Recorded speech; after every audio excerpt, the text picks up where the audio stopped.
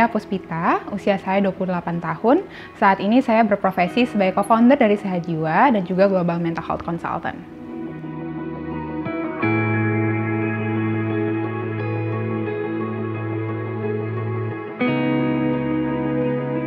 Jadi kalau berbicara mengenai kesehatan mental akan menjadi beban kesehatan global paling tinggi, itu memang banyak sekali faktornya. Pertama, kita harus lihat dulu kalau itu tuh adalah prediksi yang udah ada bahkan sebelum coronavirus atau COVID ada di dunia ini gitu. Prediksi itu udah ada. Sekarang jika ditambah dengan beban karena COVID-19, itu akan meningkat lagi dan bahkan katanya bisa lebih cepat dari 2030.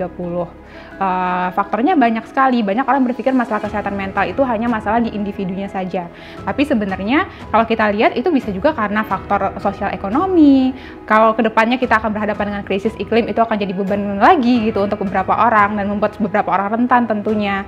Lalu ditambah juga dengan faktor-faktor seperti misalnya masalah-masalah di keluarga, sosial yang kadang dilupakan ketika membicarakan kesehatan jiwa.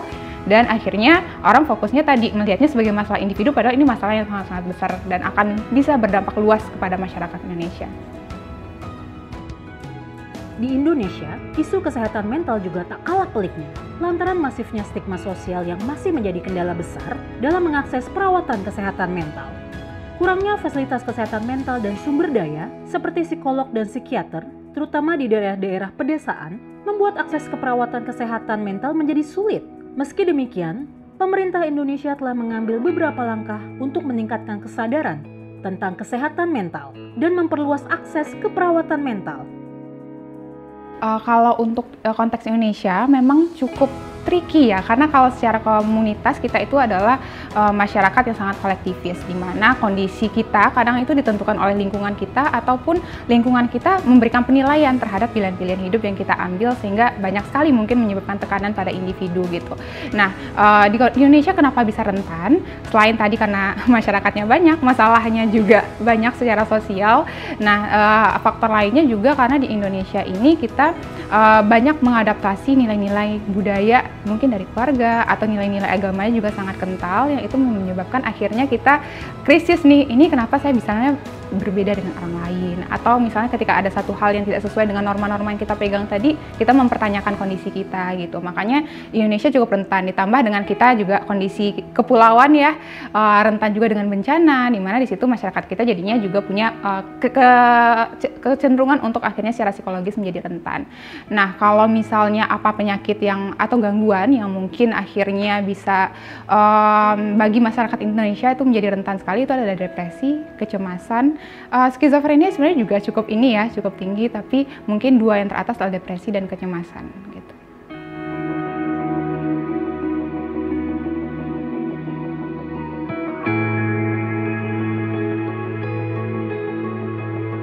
Kalau yang sering dialami oleh remaja, kita pertama harus tahu dulu kalau remaja itu sangat rentan sekali dan menjadi tahun awal biasanya masalah gangguan itu muncul di individu. Itu biasanya kayak faktor-faktor yang resikonya ataupun masalah-masalah itu muncul di usia 15 tahun. Sekarang bahkan lebih cepat di usia 12 itu remaja udah mulai rentan dengan gangguan-gangguan psikologis atau ya masalah-masalah yang ada. Nah, kenapa masalah pada remaja itu biasanya adalah ada bullying, terus mereka kan di masa eksplorasi diri ya, dimana di situ mungkin mereka berharapnya secara sosial diterima oleh sekitarnya, tapi di waktu bersamaan ketika mereka lagi adaptasi ternyata lingkungan juga nggak tahu bagaimana memperlakukan mereka, cenderung cepat-cepat mengharapkan mereka dewasa dan lain sebagainya, yang akhirnya mereka juga jadi rentan untuk mengalami masalah psikologis.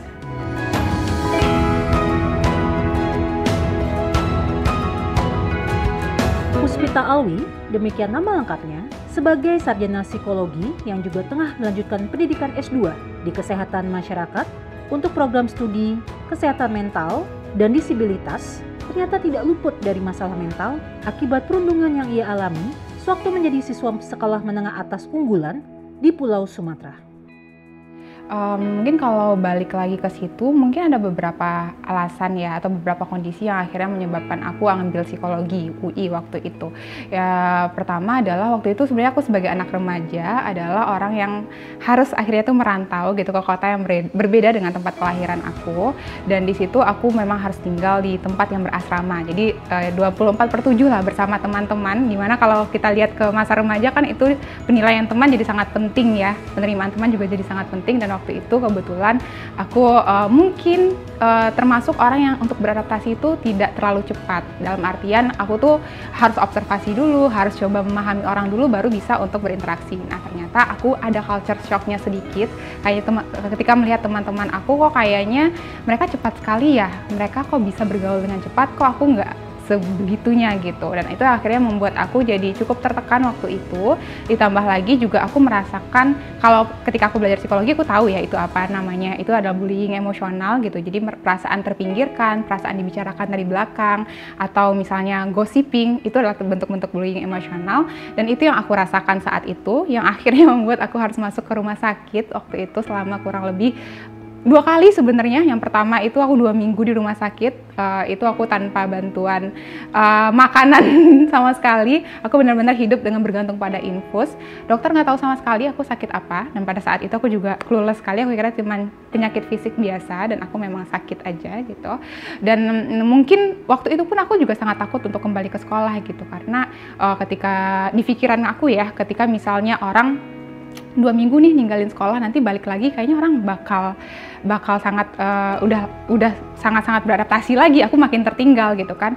Dan akhirnya di situ bener, ketika aku balik ternyata teman-teman aku sangat-sangat sudah asik lagi bersama lingkungan mereka, dan aku merasa tertinggal lagi. Guru-guru aku juga gitu, melihat aku sakit atau aku malas-malasan di sekolah itu sebagai bentuk akunya bukan anak yang cukup baik gitu. Jadi dipertanyakan, itu Puspita kenapa tidur lagi gitu, kenapa sih malas sekali gitu, tanpa menanyakan ada apa di balik itu gitu.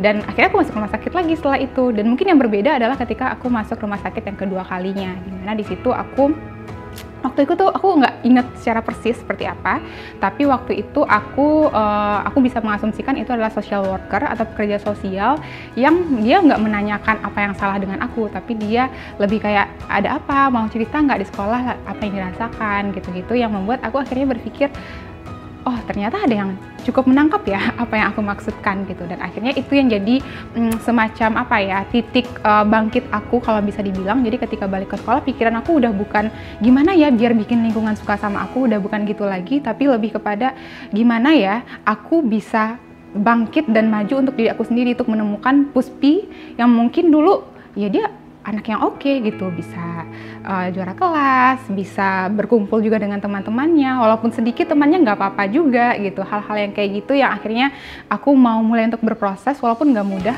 butuh waktu lama juga. Waktu itu sempat ngerasa udah berhasil, tapi ternyata nggak juga gitu. Dan itu akhirnya nganterin aku ke psikologi, karena aku mikir kayak kenapa ya individu itu bisa sangat bermasalah karena lingkungan sekitarnya, atau kenapa masalah individu itu bisa nyiptain masalah ke lingkungannya. Jadi itu rasa ingin tahu aku waktu itu ketika di SMA, dan aku mau cari jawaban itu lewat masuk psikologi.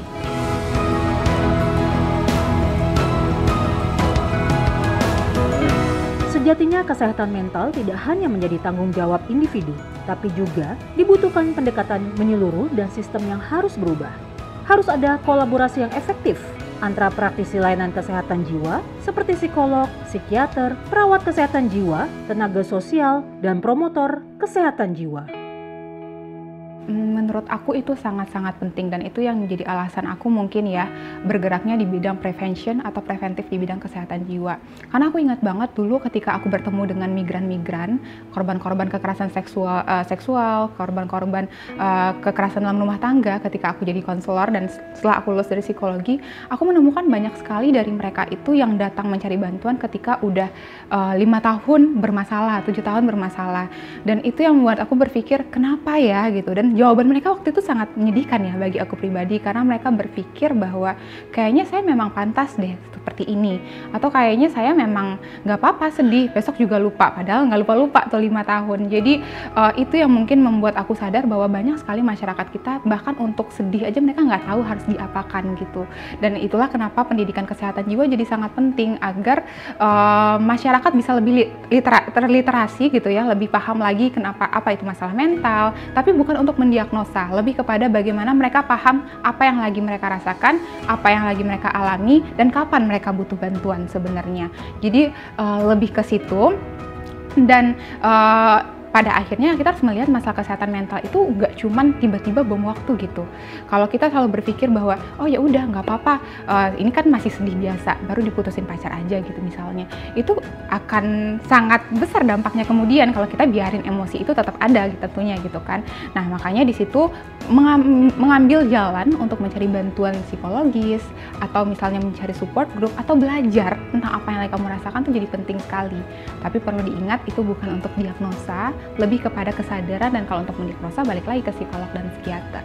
Ini menarik sekali karena ketika kita bicara mengenai kesehatan jiwa, banyak tadi kayak aku bilang, banyak yang pikir itu masalah individu gitu. Sementara kesehatan mental di Indonesia itu sangat-sangat kompleks sekali, dalam artian stigmanya tinggi, tidak hanya stigma individunya tapi juga stigma sosial dan masyarakatnya.